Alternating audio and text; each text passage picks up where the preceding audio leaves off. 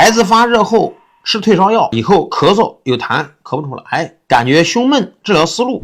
发热是上面外面的热降和入的不好，那么现在你吃了退烧药后，那么咳嗽是肺的不降。如果发热的时候你给他干啥？你去给他宣发速降。宣发是什么呀？给他发汗解表，速降是降肺止咳。一定要辩证一下，不要抱着哪个方子守着哪个方子。还是那句话，方子是死的，人是活的，病是灵活在转变的转化的。